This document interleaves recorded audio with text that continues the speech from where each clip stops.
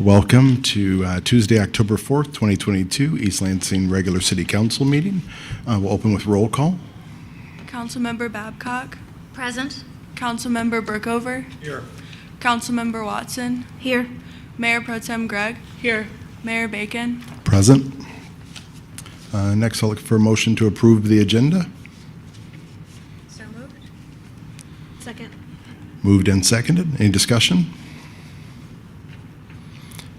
Hearing none. All in favor, say aye. Aye. Opposed? Motion carries. Next, I'll look for approval of the minutes.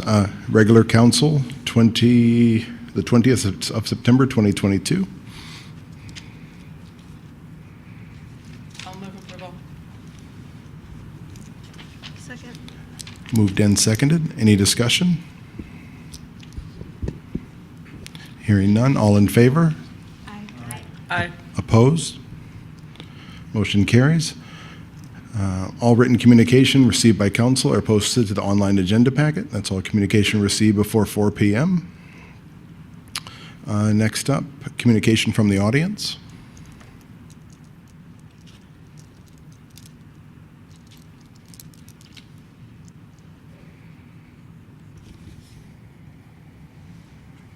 Alice Drager for East Lansing Info. I've hit refresh multiple times and the online packet does not contain the communications from citizens. In addition, I would like to ask one more time for the answer to a question about the library millage. So for our reporting on the issue of the library millage, just so you know, the library millage contains language which says that some of it will be diverted to the BRA. This is under state law. In order to inform voters of the amount that will be diverted, we tried to figure that out. I tried really hard with our reporter, who has a master's in economics from American University. I have a PhD in the history of science. We're both pretty good at looking into budgets after 8 years of reporting together. We couldn't figure it out. I tried looking at the BRA budgets, wasn't there. I tried looking at the city budgets, I couldn't figure it out. Tried looking at the library budgets, couldn't figure it out. So I asked the communications department to please provide a figure for fiscal year 2022 of the amount received by the BRA because of the 2 library millages and the amount expected to be received in fiscal year 2023. I feel like that's a pretty straightforward question, even if I can't figure out what the answer is.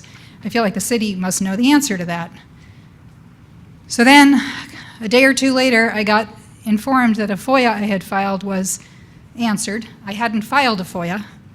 Someone in the city had taken my name, my phone number, my email address, and plugged in a FOIA in my name asking this question. I would not have filed this FOIA this way because I knew what I was going to get back was material I wouldn't be able to understand because I'd already looked at material and couldn't understand it. So I got back a bunch of spreadsheets that the two of us could not make heads or tails of. So I filed an appeal on this FOIA. Not sure if I could file an appeal on a FOIA, which was falsely filed in my name, because I need to disclose I didn't actually file this FOIA, but I'm appealing a FOIA that somebody filed in my name. And today I got back the response from the mayor that my appeal is denied because they gave me all the documents. Well, if you read my appeal, I didn't ask for the documents. I just asked for an answer to the question. I'm just looking for an answer to the question. How much of the library millage has been diverted to the BRA in 2022, and how much is expected to be diverted in 2023? The original answer from the city staff made absolutely no sense. They told us the entire city was the BRA. That's not true. So we understand they're as confused by this as we are, but I'm just looking for an answer to the question so that we can inform the voters how much of the library millage is being diverted to the BRA or the DDA. I'm not going to pursue this question in a court of law of who the heck is filing stuff in my name in the city of East Lansing, but I would ask Mr. Lahanas to ask his staff to refrain from doing things in my name. I find that more than a little weird and creepy, to be honest. If you want me to file a FOIA, the staff has frequently come back to me and said, please file a FOIA on this. I'll do that, and I'll word the FOIA carefully to seek the documents I'm seeking. But I wasn't seeking documents in this case. I was seeking the answer to a question that is a reasonable question for us to ask on behalf of the voters. Thank you. Thank you.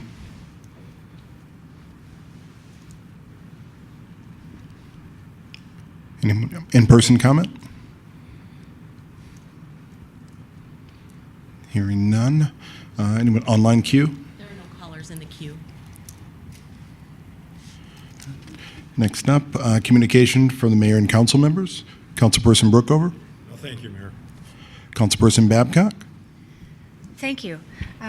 First, I'd like to say I attended the festival, the Vintage Festival this weekend, and it was a lovely time. Of course, it was probably a lovely time because I am authentically a relic from the 1980s, but they seem to be, I wasn't nearly as appealing as the t-shirts. They didn't know I was there, but the kids were snapping up t-shirts left and right. It reminded me, actually, of the 80s. It reminded me of the heyday of the sidewalk sales downtown in the 80s, and it was just generally a nice time. It was a beautiful day.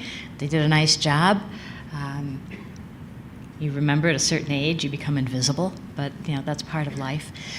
I guess I would ask, because I care deeply about the library and because I know people will be asking, perhaps the city manager or library director could get that number for us about how much will be spent, because that would be useful for all of the voters. And lastly,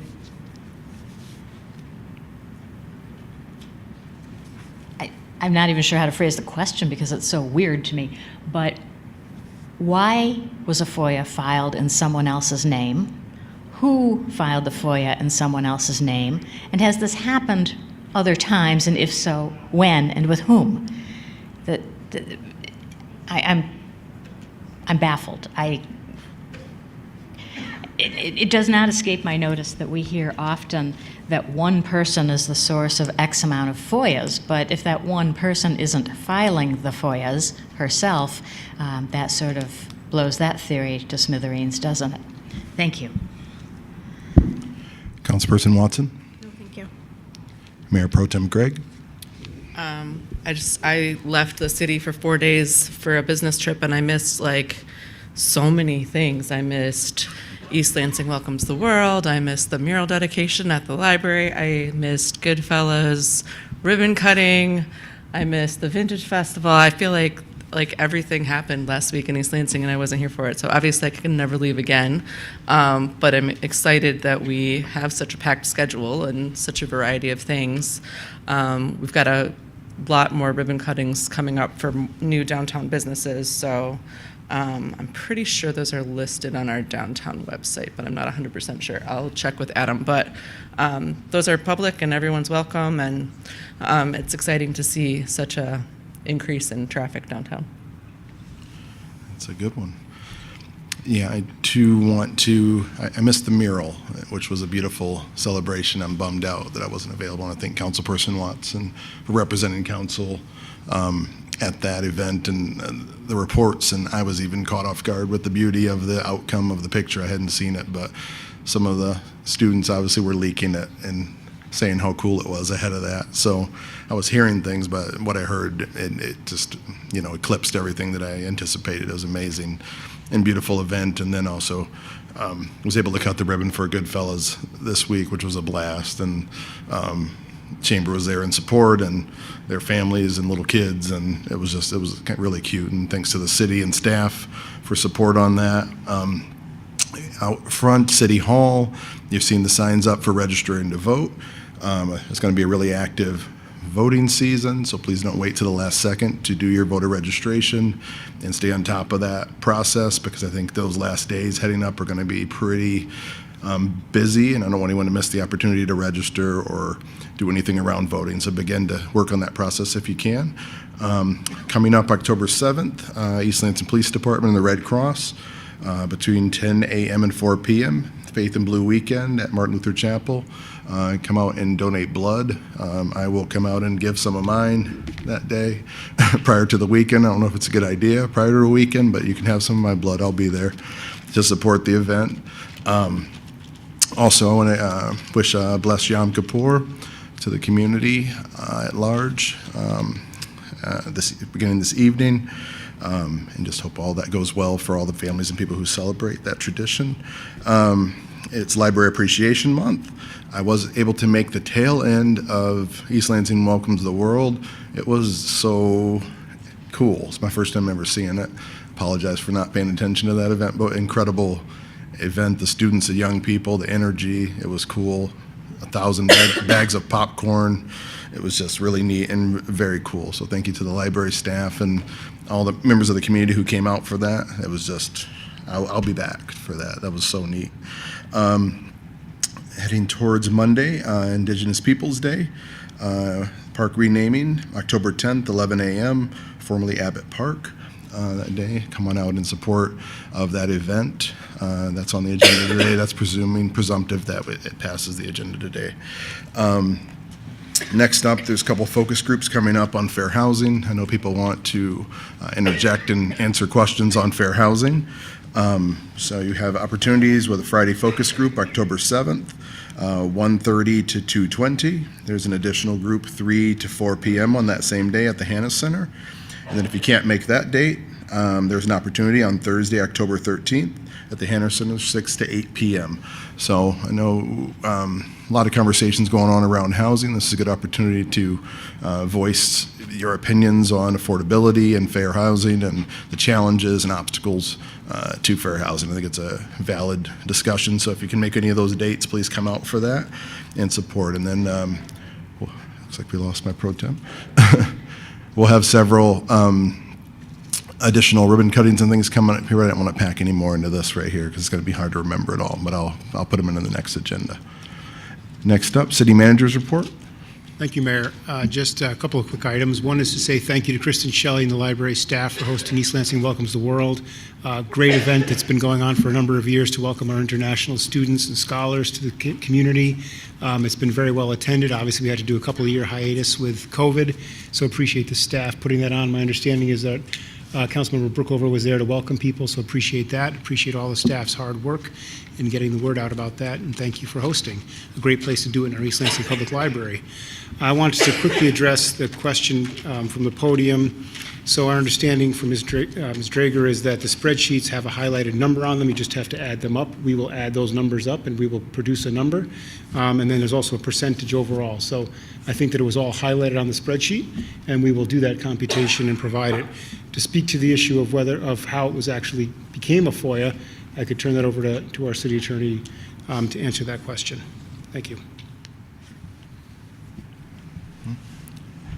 Thank you. City Attorney's Report. Thank you, Mayor. So in response to Councilwoman Babcock's question, so under the FOIA, a request for information from a public body is determined to be a FOIA, whether or not it's labeled a FOIA. And it specifically says that all it has to be is a written request that describes a public body, a public record sufficiently for the public body to determine what it is, and it has to respond with that. The same section, which is MCL 15.233 of the FOIA, does say that the public body is not required to create a new public record as a result of a request. And so when a requester makes a request for information, but it includes what is a record it doesn't have, it's requesting new information, the public body is still required to respond pursuant to the FOIA to say that it does not have that record. And so that would be why, as I understand it, why the process played out the way that it did. Right. Just to point to George's point, I think let's just create the simple answer, I think in the spirit of what we're trying to do. But thank you for the clarification. Councilmember Babcock's got a comment. We can have a conversation later, but the question is, and I'm sorry, I'm in the beginning stages of a migraine, so I'm not speaking as clearly as I should be.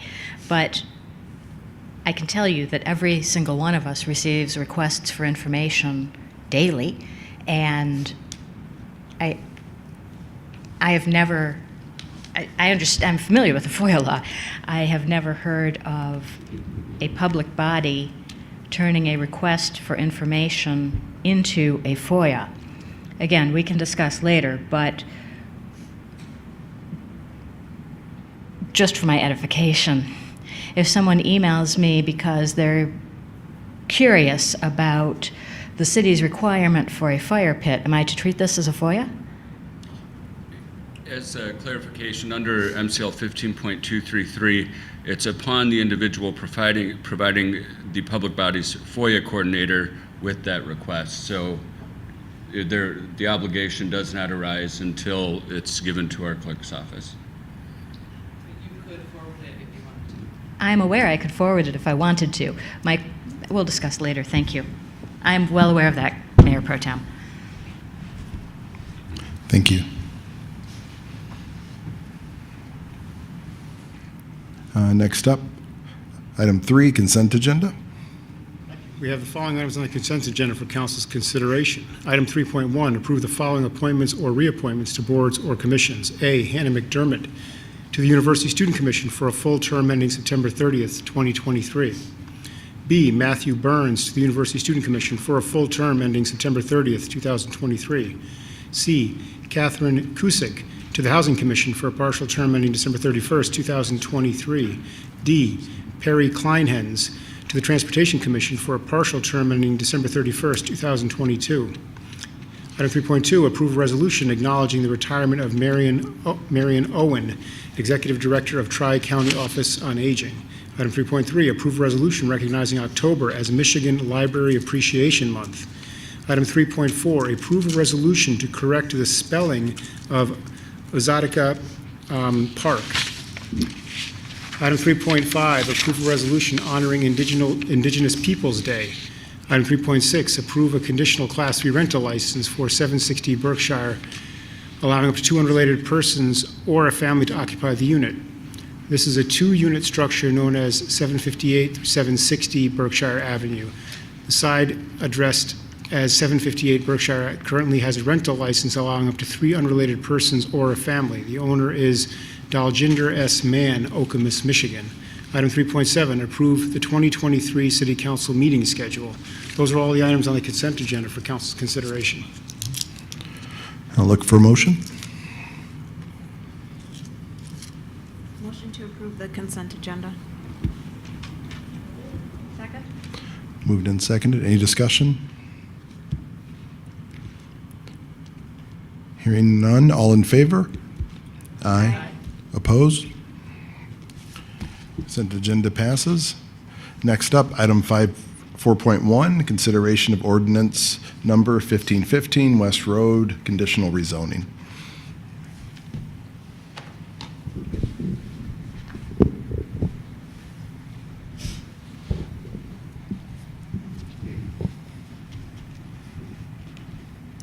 Greetings, everyone. We get arranged here on Staff Island. All right, so I'm Peter Menser. I'm the Planning and Zoning Administrator for the city. Appreciate the opportunity to present this rezoning to you tonight. So as noted, this is ordinance 1515. This is a conditional rezoning on West Road. So the property's on the east side of West Road, north of Abbey Road.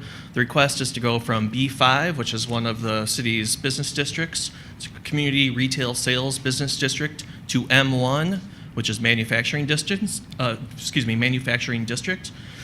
In this rezoning is a little bit different from some that you may see. It's not a straight rezoning. It's what's called a conditional rezoning. And basically what's being proposed at this time is a limitation on the potential future uses of the parcel, and also that future uses must comply with some ordinance standards that are in a different section of the ordinance, which is the OIP, Office Industrial Park Zoning District. So there's a referral letter from the Planning Commission chairperson, Daniel Bowman, in the packet that goes over really kind of the list of uses, but I was planning on going over those with you in detail now because they're a bit long. They didn't fit real well into the agenda item report, the software the city uses for this. So I'll go over this in very brief way. So a conditional rezoning is really the same as a regular rezoning in terms of process. The one difference being the applicant for the rezoning can voluntarily offer conditions, and those conditions are often intended to limit uses, but it's there, or to establish some sort of performance standards. And there's a variety of ways that conditional rezonings can be offered, but in this case, that's what's happening. So what they've done or what the applicant has done is provided basically a list of uses that are allowed in M1, but which they are voluntarily saying they will not do. So there's, I'm going to go over those here in detail. So the applicant's proposing to limit potential future uses to only these following uses, and I'll read them very briefly, and you can find this in that letter from Mr. Bowman that's really on page 2 of the agenda item report for this portion of the agenda. So it's limiting only to the following: wholesale businesses, painting, varnishing shops, cold storage plants, bottling works, manufacture of food products, public garages, tin shop, plumbing shop, light manufacturing, wholesale business, which is in fact the use that they will be pursuing, and then veterinary hospitals or research laboratory. Further, the applicants offered to limit, or to future uses must abide by the performance standards listed in the OIP zoning district. And those are much longer, and they can be found listed in detail in the staff memo that went to the Planning Commission. But in general, they're performance standards. So what they're really doing is they're limiting impacts to surrounding uses. So you'll see there are limits on emission of noxious and odorous matter, discharging smoke, discharging dust, producing intense glare or heat, producing vibrations, electromagnetic radiation, discharging liquid or solid waste into the ground. It's really about limiting uses that are not going to impact neighbors, essentially. So that is the proposal before you. As I noted before, the rezoning is really the same as a typical rezoning. The difference being in this case the conditions, which are one way, so the applicant has to offer conditions. Council can accept them. Council cannot respond with different conditions or any kind of discussion about the conditions. It's really an all or nothing proposal. And then the ordinance for conditional rezoning really just puts an 18-month shot clock on the project commencing. And really, in most cases, commencing means construction of a building. I will let the applicant kind of tell the rest of the story here because I'm leaving out kind of what's going to happen on the site. But in a nutshell, you've heard the Azaadiikaa project has come before the council before. It's this German company that produces, or that it does motor vehicle testing. This property that's proposed for rezoning is immediately west. It's the parcel immediately west of the current facility there, where the Genealosi commercial real estate and 3GT Racing is housed. So what will happen, or what the applicant's proposing, is for Azaadiikaa to take over the current building at 3400 West Road. The current uses that are in the building will move to what will ultimately be a new facility on a newly rezoned M1 parcel to immediately west of the current building. So I'm sure there's a lot of details in the middle there that the applicant can fill you in on, but this rezoning is intended to facilitate that. There is no site plan in front of you right now. The applicants noted that will come along soon, but they're not at that step. So you will see this project and the construction of a new building on the site at a future date. I did include some renderings that the applicant provided in your materials that just show how those buildings might look in the future.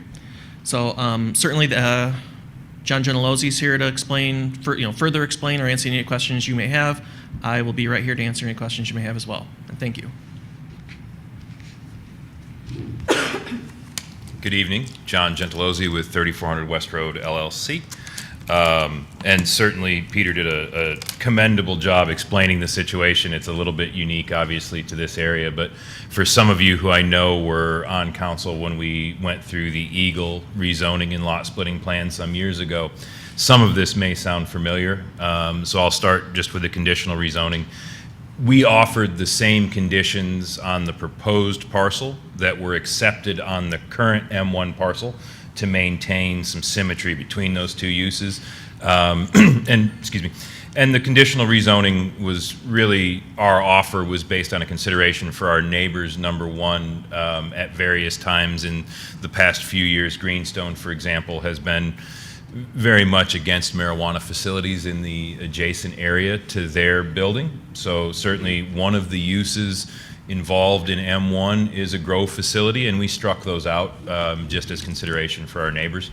And certainly there's a lot of good grow facilities for sale at the moment, given the state of the marketplace. However, the performance standards, we've been on that parcel for 20 years now. And those performance standards are the standards that we've abided by since our purchase of the parcel in 2002. So as a matter for our neighbors, we wanted to maintain those same performance standards throughout the new uses. Again, as Peter said, we are redeveloping the property to sort of get out of the way, if you will, of Atesteo. And the work on Atesteo's facility is ongoing. It's, the engineering is fairly intense. But we're getting through it really steadily. And it's a very exciting facility, and East Lansing should be very happy that they're here. It's going to do some neat things for the community. But as part of that, we want to stay in the community, and the best thing that we can do is move our facility as short as possible. That way, I save on moving costs, most certainly. But beyond that, we, over the years, have struggled to find places to put light industrial and manufacturing facilities in this city, warehouse space. And I would certainly, if you look at our renderings, and just as a general note, I would challenge you to reconsider what you think an industrial property might look like. We're not talking about windowless cinder block hulks placed in the middle of the site. You know, these are very much going to be buildings that look similar to an office building, a two-story normal office building. But I think it's, for us, it's very clear that the office market here is pretty well saturated. As I note in our narrative, within 1,000 feet of us, there's 75,000 square feet of office space for sale and 150 acres of developable land. So as we look at this rezoning, we don't believe that moving to M1 takes viable office inventory out of the market. There's certainly plenty of that. And M1, I can appreciate, is a unique designation within this city, but I'd have to say that there isn't really a place in our zoning code here for this type of facility. And so we find ourselves using M1. If you look forward to the form-based code with the C designation, C1, C2, C3, as we discussed last time we were before this body, C3 fits this parcel, C3 fits all of our uses, and had the form-based code been in place right now, we wouldn't be standing here at the moment because it would be a use permitted under that particular designation. So, the history lesson notwithstanding, are there any questions that I can answer for you? Yeah, maybe. Yes, sir. So, I don't know if you actually have this in front of you, but I'm looking at page 53 of our materials, which is the rezoning narrative by Gentilozzi Real Estate. That'd be me, sir, yes. Okay. You and the rest of your family? You and me and the rest of the Gentilozzi's, yes. So I'm looking at this, and I just want to make sure, and maybe you're not the right person to answer the question, but so there's a current and a proposed Yes. picture. Yes. You know what I'm talking Yep, about. right in front of me. Okay, so the yellow one on the top is M1. That's where you currently are, correct? Yes, that is correct, sir. And you want to sell that to the West Germans or have them lease that? Are they leasing it? Yes, they will be leasing that from us for now. Okay. Perhaps in the future, maybe something And so different. we're, in effect, rezoning that to M1, correct? That is currently zoned M1, sir. That is what I'm... Yes. So what we're doing here is rezoning what's now B5 to M1? Yes, parcel 021, ending in 021, Okay. is currently B5 and would move to M1 under this proposal. Okay, so now what I'm trying to figure out is, on the first page of our ordinance, there's 1, 2, 3, 4, 5, 6, 7, 8, 9, 10 possible uses for this parcel. Yes, sir. So if we give you this rezoning, we're then allowing any of those uses in the future, correct? Yes, that is true. Assuming that, and I would only say this to be complete, assuming that the uses listed here are with consideration of the voluntary proposal that we've offered, and I believe that they are correct, yes. So, Well, we'll get to that in a minute. Sure. I understand that.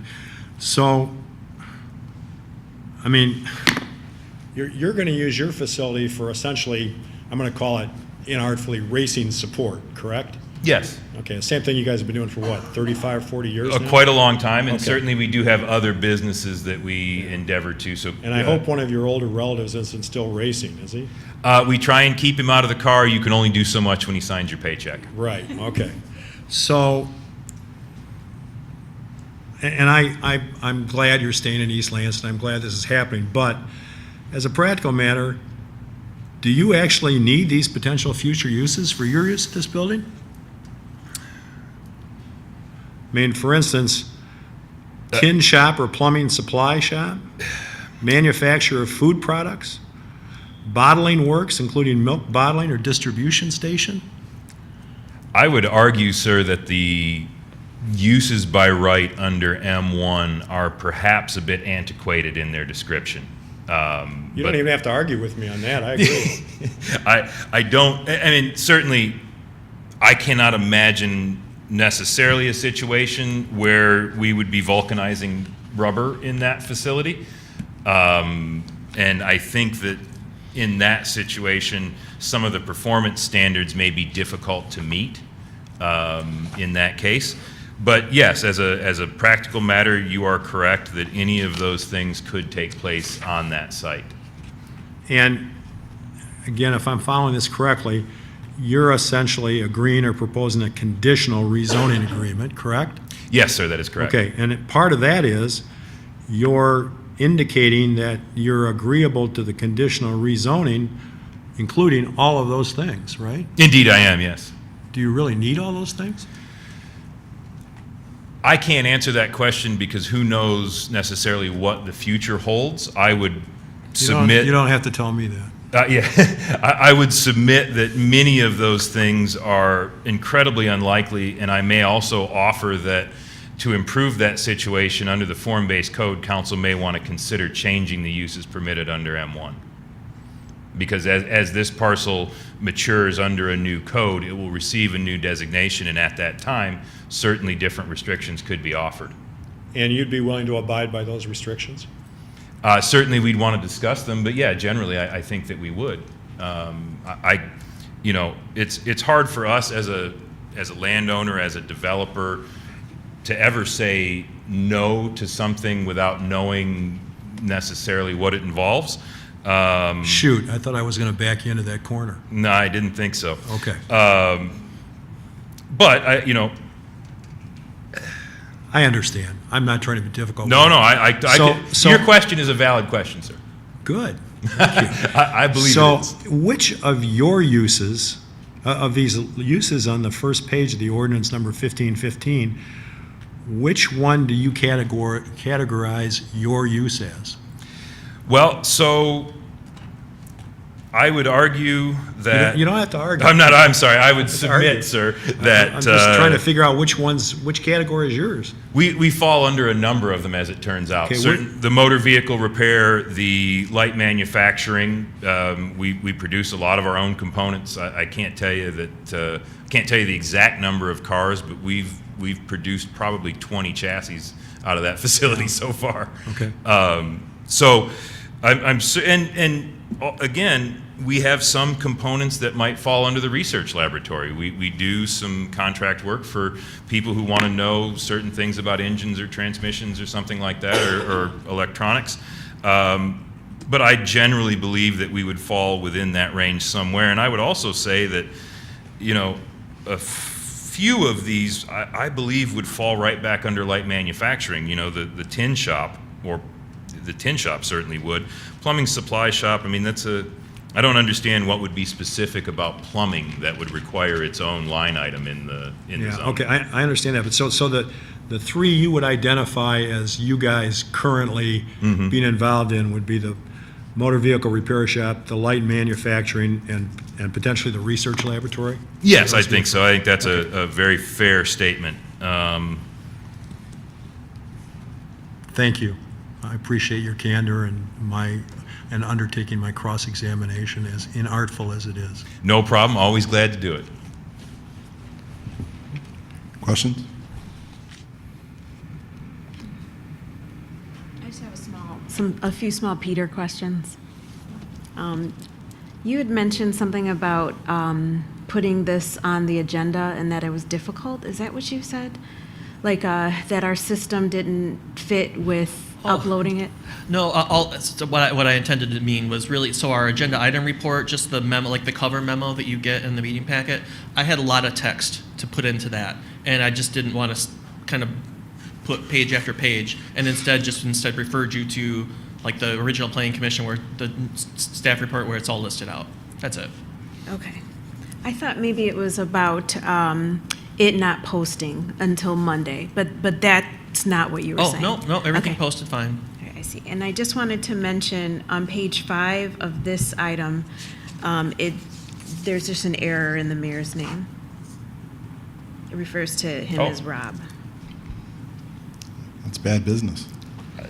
That, sir, did not come from me. And I will give Peter the benefit of the doubt. The formatting of the ordinance and the conditional rezoning stuff came in a very difficult format for him to translate over. So I have a feeling he may have typed that out by hand again. I'm lost. What page are we? What are you talking about? The ordinance is listing a Rob Bacon, who I'm not sure was on the ballot last time we voted for mayor. Oh, okay, I'll fix that. Sorry about that. Like that. More questions? I do have some questions for Mr. Menser, and maybe also for the city attorney. So I think I'm aware that there's been a sort of a change in the applicable law in terms of conditional zoning. I'm assuming from the discussion that conditional zoning is absolutely enforceable now in the state of Michigan?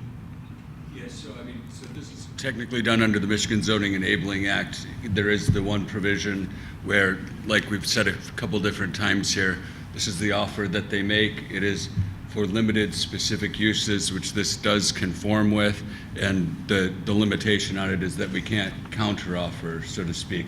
But I think that everything in this is consistent with the ability we do have under the Zoning Enabling Act. And then my second question, since it came up in the discussion, is, so if in fact we implement a form-based zoning, what does that do to the conditional rezoning Yeah, deal? I thought that was interesting because I haven't really come across that previously, but traditionally, it would not impair the rights that the property owner has under the conditional rezoning agreement. And if there was a subsequent change to M1 allowable uses that would impair those that are listed in the proposed ordinance, then they would have a grandfathered right to continue the uses that are set forth here. Okay, and if the form-based, so they're grandfathered in under the current code, and if the form-based code expands their rights, are they also then entitled to those expanded rights? No, I think they would be limited to the plain language of this ordinance. Okay, thank you.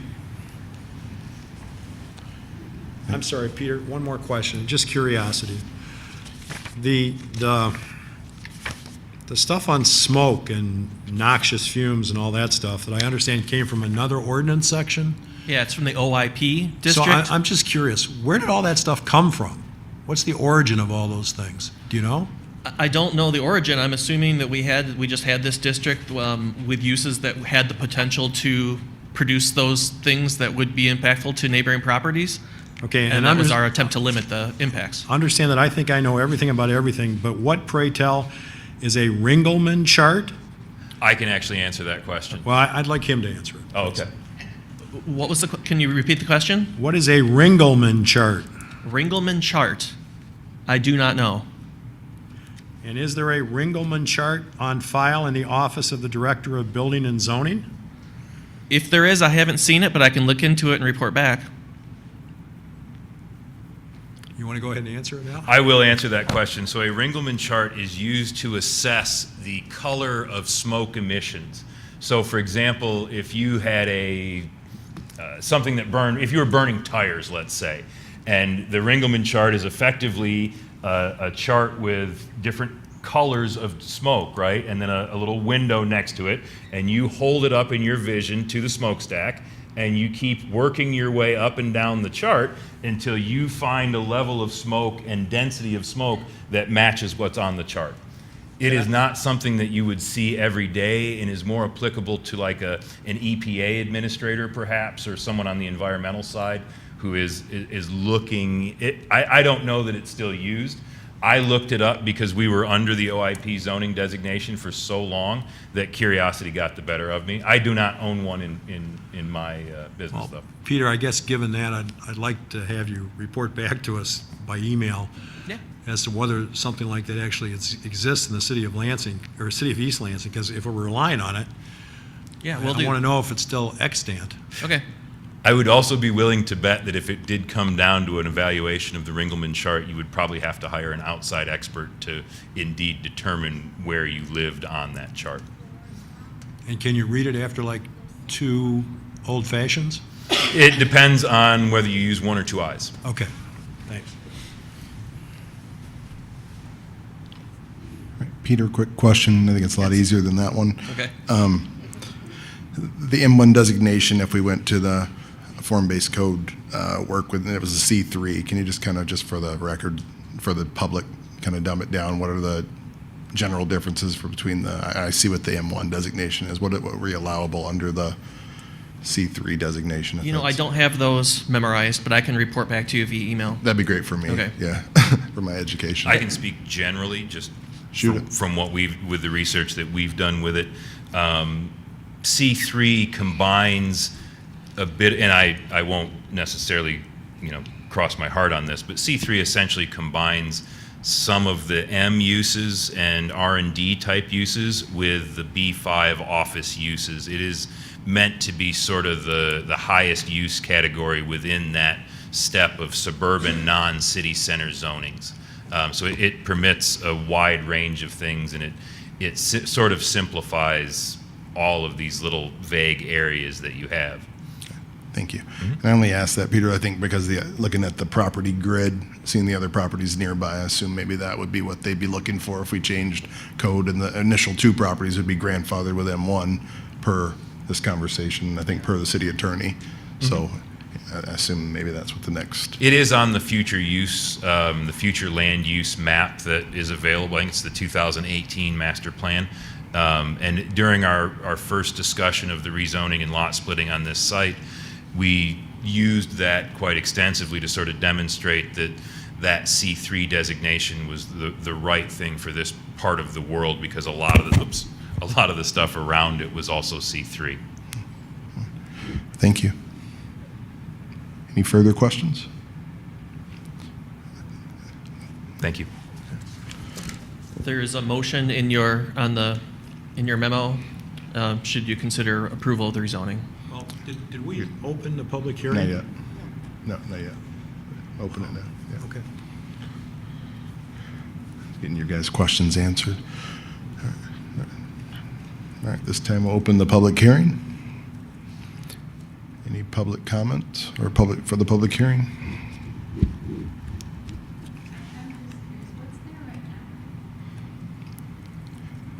Where this is going? What is existing on that site? Currently, it's a vacant lot, and it's adjacent to a 28,000 square foot building where we do motorsports engineering and preparation of vehicles, and we also house our commercial real estate office out there.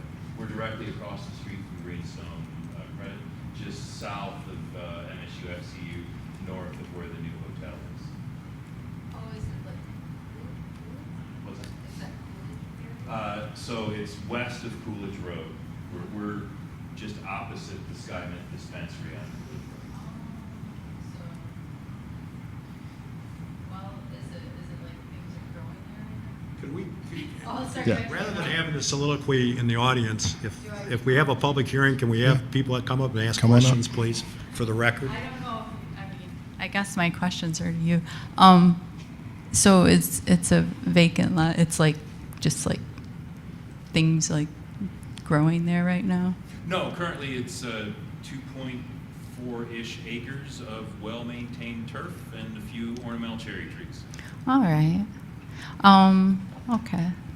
I guess just a request, because like that the area there is sort of heartbreaking to me to go down, actually, because I see like, there's like, probably frogs, lots of crickets, voles, who knows what, in those areas, and they're all for sale. So it's like hard for me to see. I think it's hard for a lot of people to see. So I guess my request would be, because I think these sort of things are just, you know, when you said land use, I gotta admit, like when I hear that stuff, it's like kind of, my heart drops a bit. Because I feel like, oh, you know, it's got a use right now, and there are a lot of vacant things around that, you know, could be used, but I understand it's right next door to you. So I would encourage you and implore you to think about, like, maybe how you could add on a few things that, you know, are like native plantings. You know, I like in my mind, like, you know, ideally there'd be like some sort of concrete offsets going on. I know that for example, I talked with a man recently who was helping with that Okemos development. Or is it Okemos? I think that little spot, you know, that has been like, and the idea of they're trying to make it so instead of that stormwaters or whatnot just kind of go at this certain rate, like how can it be that it's you know, a retention? And so a lot of it has to do with plantings. And so, you know, for them, they're like, we're going to have to really encourage it to be a green roof because it's such a limited space and like there's just not a lot of area where anything can soak in. But when you're in a place like that, and then maybe you could set a good precedent for future neighbors to really be thoughtful and you know, about like, okay, what are we putting there? Because, you know, there are lives being removed there, you know, that were there and would, you know, potentially flourish if allowed to. So what's remaining of your spaces, I would really love to see, you know, if maybe you could, like I said, be an influence for future people who are there to sort of think about it, you know, rather than like that kind of established ideal of like, here's a well-maintained turf, like here's a great garden that's, you know, attracting a lot of lives and actually like, you know, the benefit of the root systems where you're probably gonna have to worry less about flooding. So that's all. Thank you. Thank you.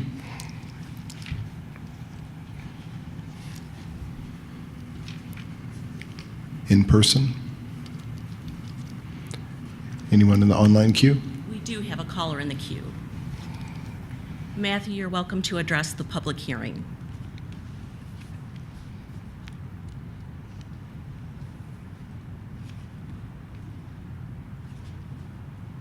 Matthew, you may need to unmute your phone.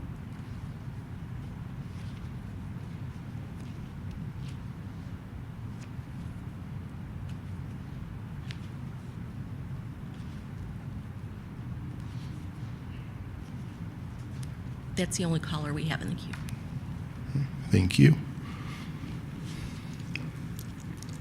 All right, seeing no one else, close the public hearing.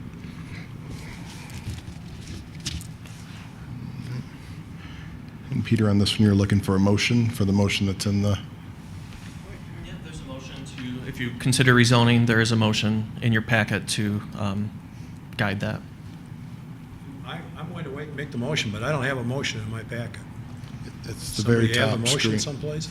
Yep. First page. It's on the last paragraph of the staff memo, Oh, or agenda item report. I move that we adopt ordinance 1515 to amend the zoning use district map of Chapter 50 of the Code of the City of East Lansing to rezone one 2.41 acre unaddressed parcel located on the east side of West Road, north of Abbey Road, parentheses, parcel number 33-20-01-02-226-021, end parentheses, from B5, parentheses, Community Retail Sales Business District, end parentheses, to M1, parentheses, Manufacturing District, end parentheses, subject to the conditions voluntarily offered by the property owner, and I would add to that,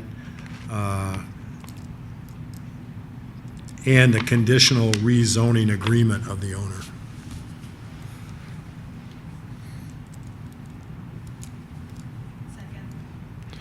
Moved and seconded. Any further discussion? Hearing none. All in favor? Aye. Opposed? Motion carries. Next up, item 5.1, consideration of development review process initiative.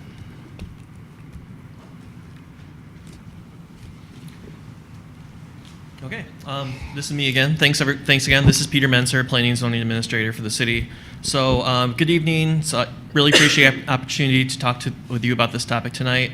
So I'm here to talk about an initiative to address one of the 2022-2023 Council strategic priorities. So the specific priority proposes to allow administrative approvals for land use projects that meet the standards established by City Council. That's the way it's phrased in your strategic priorities document. So tonight I'd like to provide a conceptual framework for how staff may be able to tackle this priority and offer a preview of some of the ordinance changes that might be needed to get there. This presentation tonight, it's only intended to touch on high-level concepts, so I'm going to raise a lot of points that don't yet have a lot of meat to them.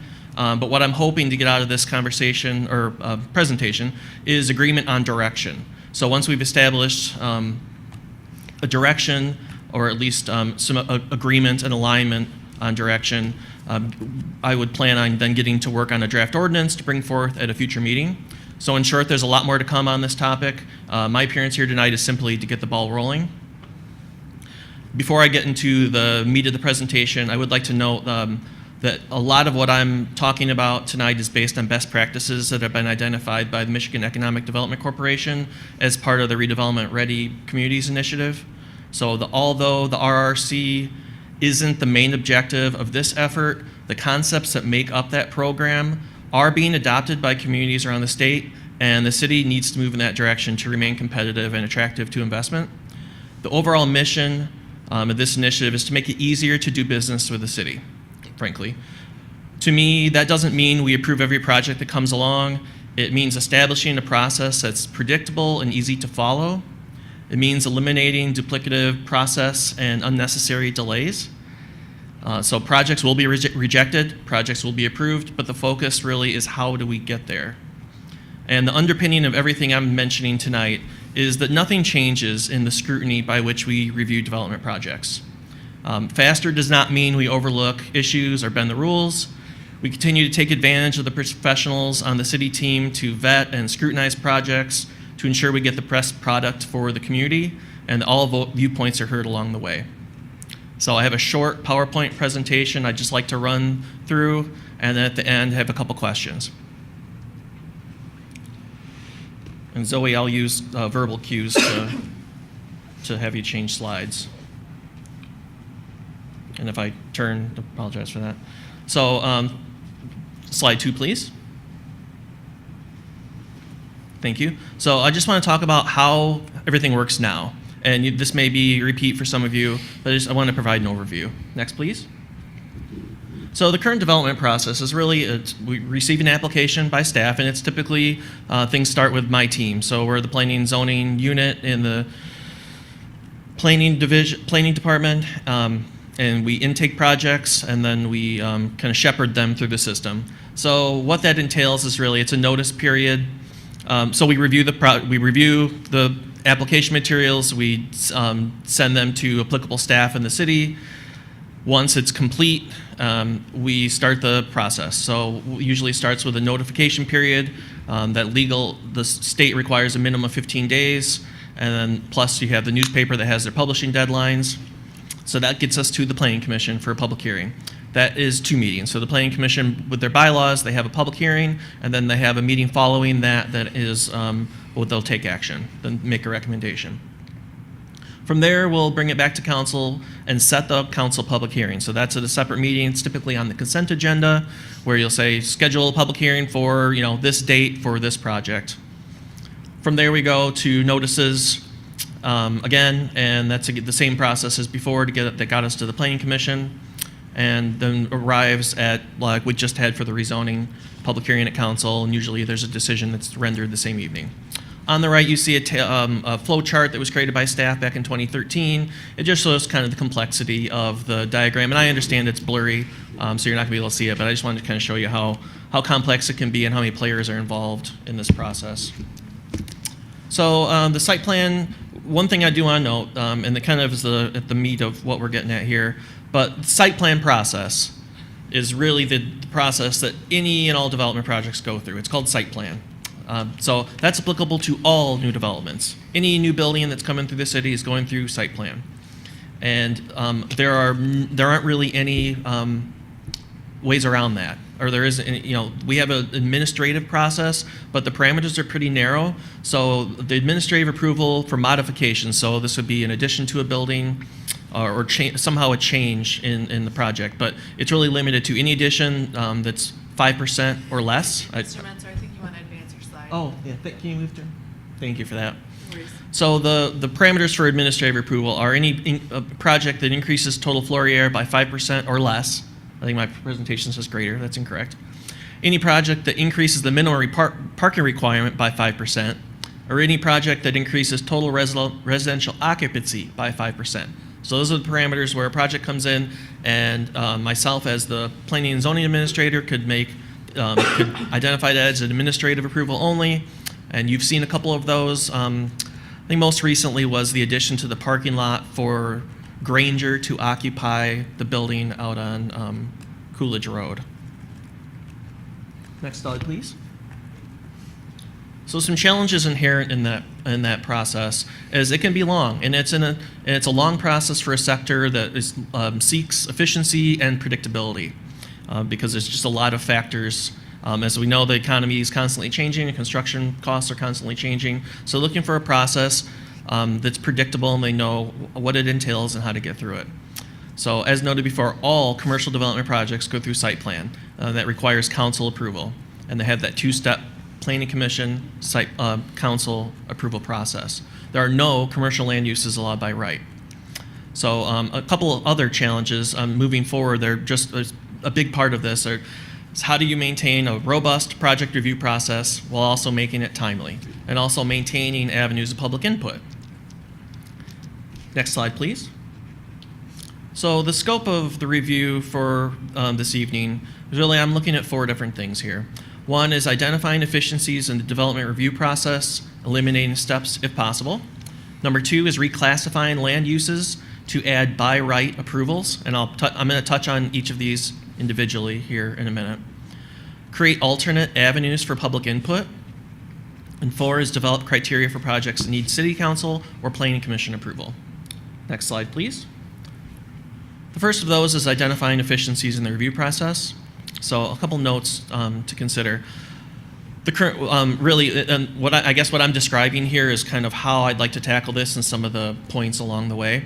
So one thing is considering the current procession through the city system, how projects are taken in and how they proceed through our system, and where they end up at the end. So some projects are envisioned as moving directly to a public hearing with the development team, and I'll talk about that more.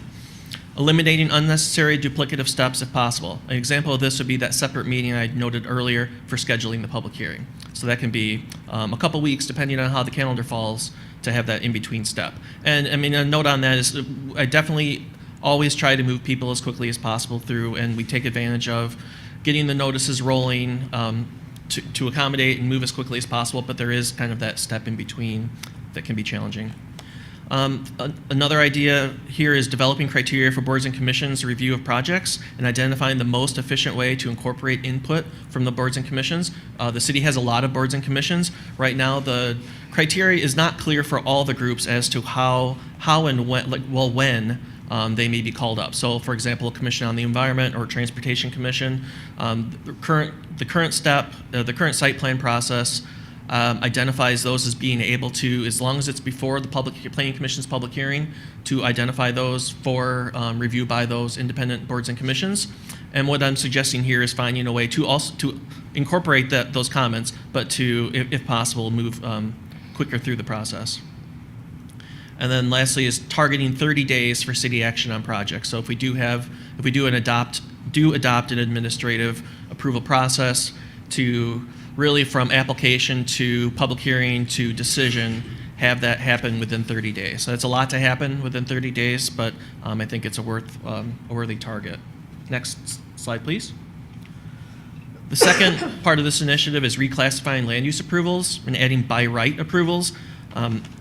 So the first of those is adding by right land uses to the zoning ordinance. Right now we don't have those. We would have to reclassify the permitted uses. So really there's 3 ways that land uses are permitted. They're either by right, they're subject to a special use permit, or they could be conditional.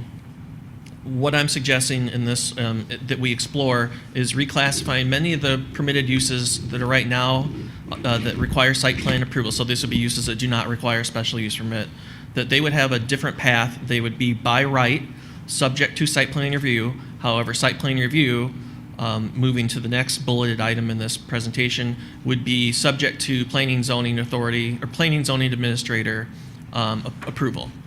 So it'd be shifting kind of the authority on approval of site plans for some land uses, not all, and I'm going to get into that in more detail in a minute, to an administrative process that still has that robust review by staff, but at the end of the day, the staff is holding the public hearing, the staff is making the decision on the request. However, with very specific decision criteria and no change to the current decision criteria that council or planning commission would use in making decision. Third is authorizing the planning commission to approve special use permits. So some special use permits, right now they all go all the way to the council. So planning commission makes a recommendation and then it takes the next step and goes to city council. There are some uses, for example, drive-through windows, that could start with the planning commission, have their public hearing in the planning commission, and the planning commission could be the authority on those. They could make that decision and it doesn't go all the way up to council. Further, expanding additional administrative approvals for modifications to approved projects. So this is that 5% policy that I went over earlier. Those are the current parameters for administrative modifications. So this would be projects that are already built, already approved, but are slightly changing. So it could be adding space, it could be adding units, it could be adding parking. But right now that limit's at 5%, and what I'm suggesting is we should review that to see if we may want to have a different policy there. And lastly on this slide is reviewing administrative approvals in historic districts. Right now, most really all exterior changes to any property in a historic district go to the Historic District Commission. And the Historic District Commission right now has been working on establishing some projects that could be administratively approved, and what I'd like to incorporate that into this initiative. Next slide, please. So if we accept the premise that there may be administrative approvals, part of that would be creating alternatives for public input. So right now, as we experienced this evening, a lot of that input would be shared at the Planning Commission and then tonight during the public hearing process. There are other ways to do that. So we could continue to follow we shall continue to follow state notice requirements. So that's all labeled in detail in state law. That provides 15 days for comments on projects that are proceeding through our system. However, we could re-engineer that process to have the public hearing happen at the staff level outside of a meeting like this. And there are a couple of advantages to that. It saves people time. They may not have to attend the full council meeting to kind of get to what item they're after. But also it could be, I'm sorry. The idea here be making it accessible to as many people as possible and kind of having that hyper-focus on one request at a time. And certainly a part of that is regular reporting to council on projects, creating that feedback loop so that you're well aware and apprised of projects that are in the pipeline, actions that were taken, and so forth. Next slide, please. So I think a big part of this is developing criteria for different types of projects and where which body in the city they may go to. So, and I see this kind of having a tiered approach. So one would be some uses may be appropriate for administrative consideration, some may be appropriate for planning commission approval, and others may need to go through that whole process to come to council for consideration. So these are just some ideas, and how these are going to fall are to be determined, but I just wanted to bring it up. Projects that include alcohol, marijuana, height bonuses beyond what's currently allowed in the ordinance. Projects above an established number of units. Same for projects proposing a certain size of building or a number of buildings. Projects in specific areas, like maybe the B3 zoning district or the downtown area or some other area that we identify. Projects tied to requests for financial incentives, like brownfields. Projects drive-through windows or projects for fraternities and sororities. Those are the types of uses that require additional scrutiny that may be maybe either stop at the planning commission or they go all the way to city council. But the underlying premise there is that everything else that isn't identified to go through a longer process would be at the staff level, administrative. Next slide, please. So how I see this playing out, if we're all on the same page, and I'm not suggesting we are, but is in a future meeting, come back to council with some draft ordinance revisions. So I would be identifying specific areas of the code that could be amended and propose some language as to kind of orient and engineer our process to touch on the items that I've previously mentioned. 2 is certainly conferring with the city attorney to ensure that we're doing everything in alignment with state law. And then 3, coming back to council to introduce a text amendment and refer to the planning commission for a public hearing. Next slide, please. And I just have a couple policy questions I want to end on. Mine's not working, so I'm going to look up here. So my first question is, does this vision that's really grounded in kind of your strategic priority and what we see as best practices in reviewing development projects, does it align with the vision of City Council and the expectations of Council? 2 is, do you have any questions, initial questions, and keeping in mind that I'm just talking conceptually, I think, at this point, with this approach? And then 3rd, if you have any other considerations that I have failed to mention this evening. I appreciate your time and stand by to answer questions or to certainly take notes. Great presentation, thank you. Questions?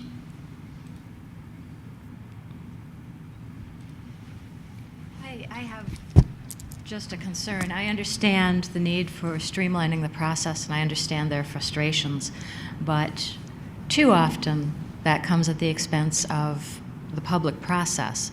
And I know you're mindful of that, and I appreciate that. I do have concerns about cramming it into 30 days. I'll wait to see what the proposals are, but just because someone tells us that they want it doesn't mean we have to do it that way. I would simply leave it at that. Understood.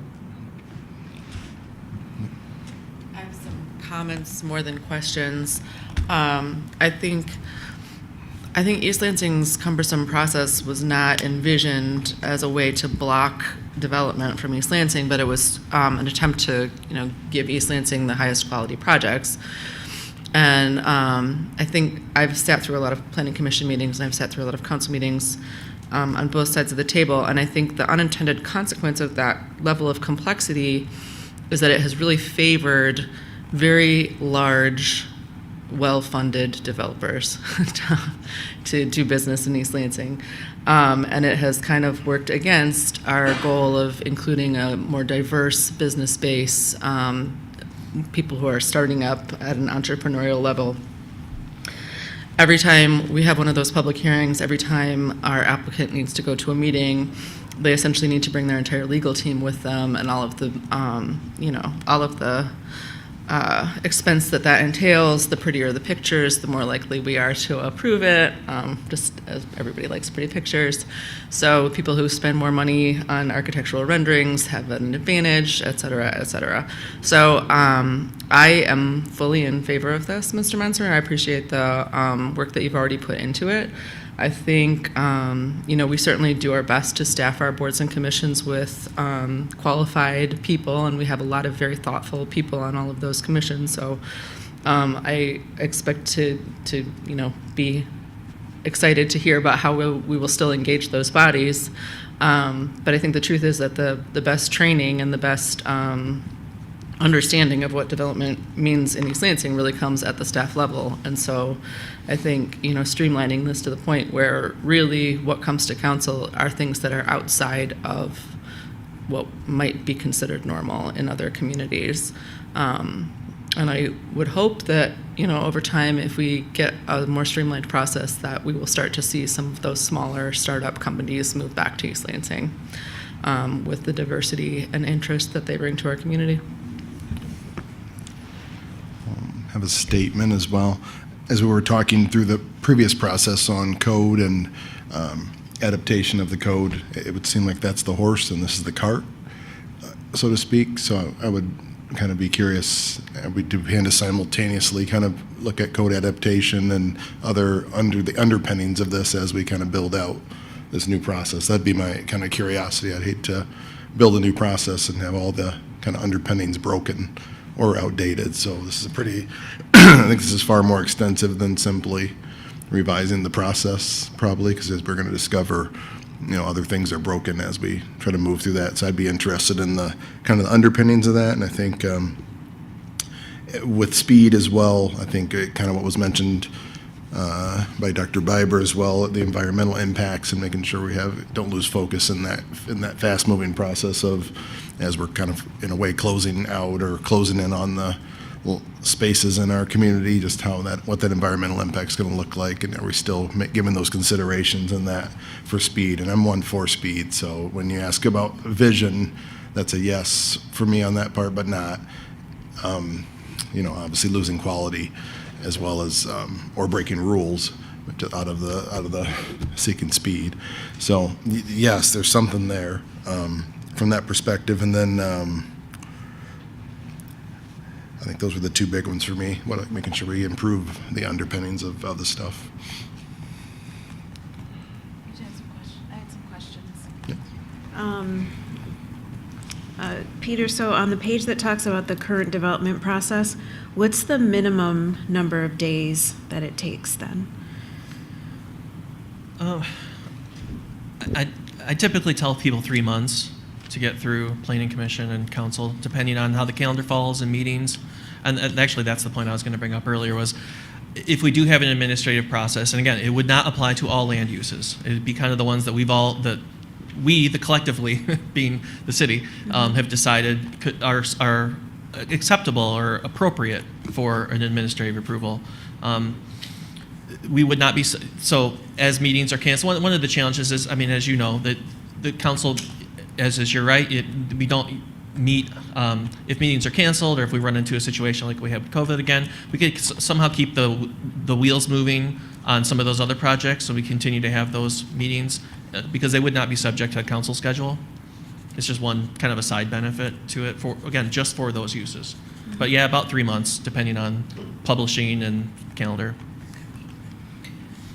And you mentioned to keep pace with other areas. Like, do you have examples of how other places are doing it, just as far as like it takes other places maybe like 2 months on average, or it does take them just 30 days? Yeah, there's an adjacent community that has a site plan process is approximately 30 days. Now, there are wild cards that can happen along the way where it doesn't necessarily, and sometimes it's a fault of the municipality or a fault of an applicant where that might not meet it. But I think as a target date, I think it's definitely doable and be able to have a public hearing halfway through that point. The City of Kalamazoo is identified often in the best practices, and what they were able to shift a lot of the, again, the uses that they identified as community that were appropriate for administrative process, and they're approximately about 30 to 45 days. Mm-hmm. Thank you. And I can come back to council with more examples. Mm-hmm.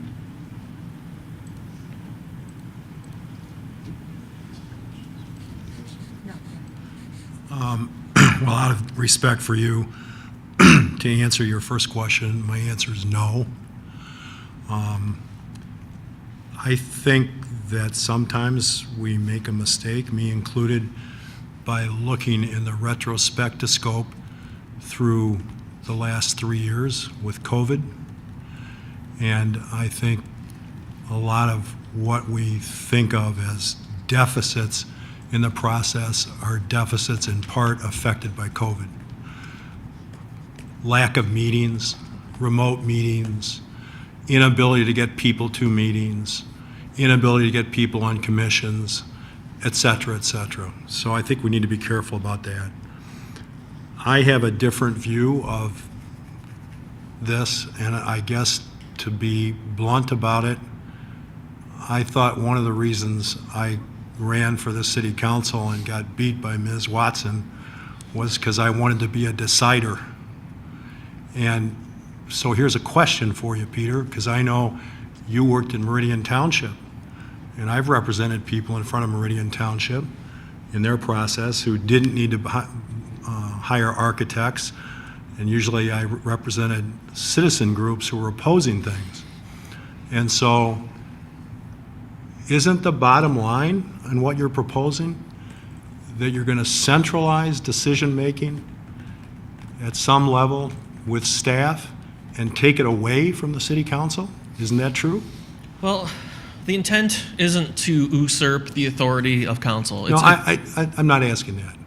The bottom line on what you're proposing tonight, in general, is that certain decisions would now be made by city staff rather than ultimately by planning commission and the council, correct? Well, the way I think of it, it's council sets policy.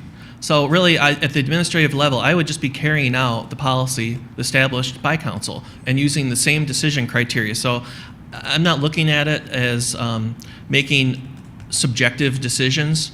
I'm following the policies and the decision criteria that's been established. And Okay, so it's more of a technical decision than it would be. Yeah, well, technical is as technical does. So you would be following the policy that was set by this council at this moment in time. Correct. And so going back to the citizen involvement and the compression of time, I've always sort of viewed East Lansing, the process in East Lansing, with all due respect to Ms. Gregg, I don't really think everybody has to bring an architect or anything like that, but that's a different issue. And so it seems to me that one of the benefits of the system we have right now is the plurality of opinions we're able to get during the process. And the fact of the matter is, a lot of our citizens don't know what's going on. And so if you fast track, I'm going to say that word, if you fast track something for 30 days, okay, and let's say at some point you have a decision made after 30 days, I happen to think we have a lot of constituents who are going to find out about that a month or two later and essentially go, how did that happen? So the things you're putting in your PowerPoint about, you know, making it easier for citizens, I just don't agree with. I mean, I just don't think that's true. And that's totally apart from the fact that, with all due respect to city staff and city employees, when we have city employees working remotely at times and dates where the public can't even tell where they are or when they're going to be there, then that exacerbates the whole problem. Now, maybe that will solve itself in the next year or two, and maybe we'll all be able to find you in your offices or on your cell phone.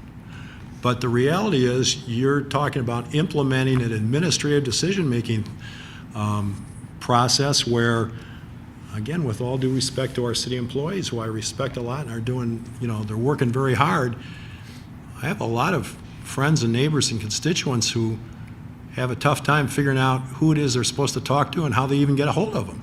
And once they leave a message, when are they going to get a return message? So I'm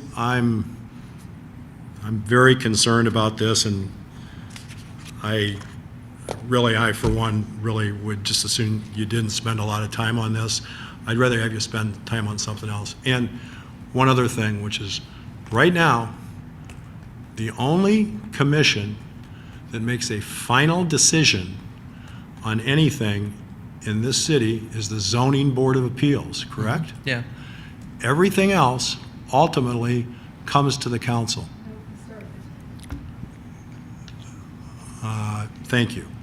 So, historic district, which I think we're in the process of changing. Yeah. But the reality is, what you're proposing takes that power away from the city council. And I like to think that the city council exists for a reason. And, you know, as the mayor says, if we think that something's being pokey, we can certainly say something to staff or the city manager and say, come on, let's get that moving. Let's get that to us. What's going on? So, thanks for your time. If I could just jump in, I also think that there are administrative approvals that are occurring, and they're within the 5% range. And those are areas with which we're entirely comfortable with that. So if there's a conversation about, is that the right number? Should it be 5% or 7% or 10% of a parking lot enhancement? It may again be something that council is entirely comfortable with, and it could make it more efficient for the applicant and the customer, and it is something that people may not have concern at all about. So I think there could be areas that we're not talking about the large-scale projects we saw constructed downtown that have incentives and take up an entire block. Those are not what we're talking about here. I think we're talking about things on the fringes where there may already be some administrative approvals, and perhaps that line could be moved a little bit to make it a little bit more efficient for the applicants. But certainly, all this would be for council's decision, where we're working within parameters the council establishes. So no one is trying to pull back stuff, but to sort of make it more efficient. But again, if council doesn't want us to continue in the direction, that's certainly council's decision. If you'd like to see more work on it and a little bit of more details put into where these areas could be, we certainly could do that without spending all of the time on it. So I guess we could hear more from council. I'm still wildly in favor. Councilperson Babcock? Councilperson Watson? I was wondering, do people have to show up for public comment? Can they call in for public comment? In a future, like a staff level public hearing? Now and for the future? At Planning Commission, we have and Council, we do have the option for the call-in for members of the public. Okay. Yeah, and I would plan on retaining that. Okay. And do you have like a tracked pattern of things that have come forward to the Planning Commission, to City Council, and that we've typically approved of? Like, there's typically not been a problem. Like, maybe it would feel more comfortable to release some of the control of things coming in front of us if we understood that very commonly certain things that come in front of us routinely get approved after they've been in front of Planning Commission and the other commissioners. I don't have a take on that right now, but I could certainly put that together. And I won't use the retrospectoscope. That was a good one. That was a brand new word, was invented in council today.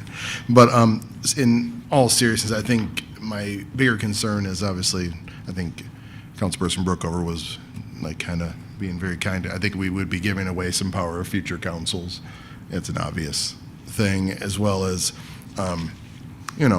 staff and everyone else is obviously, and this works well together. And I think this council works well, and even when we're in conflict and those kinds of things, but I would not want to lose any of the controls that actually protect the city or do any of those things in future for bad actors and that kind of thing in any of these levels. So those would be the kind of things, controls I'd be looking for, and clawbacks or the ability to, if there's something that's not working well, I think it would require a lot of pieces.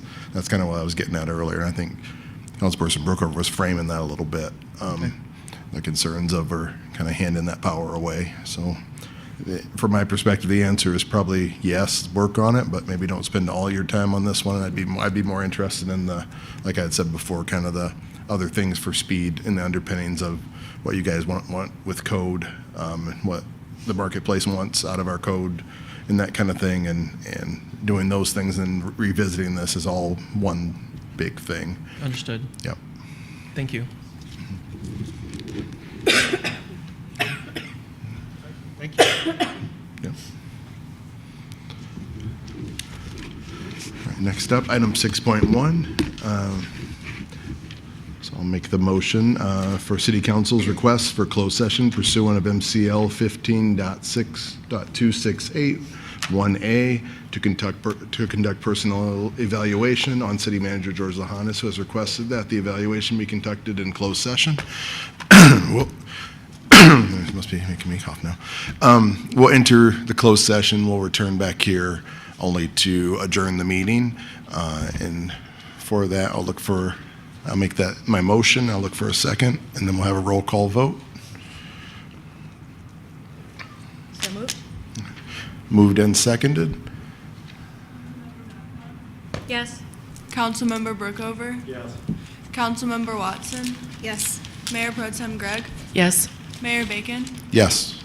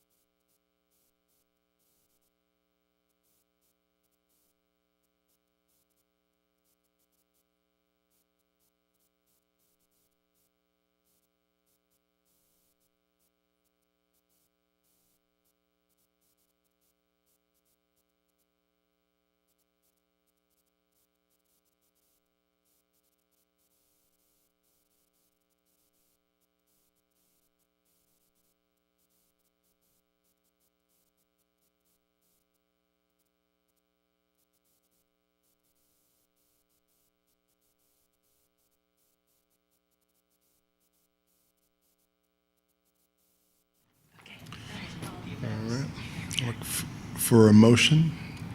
Motion to adjourn the closed session? Is that what we're moving? Okay. Second? Moved and seconded. Discussion. Hearing none. Look for roll call. Councilmember Babcock, Yes. Councilmember Brookover, Yes. Councilmember Watson, Yes. Mayor Pro Tem Gregg, Yes. Mayor Bacon. Yes. Meeting adjourned.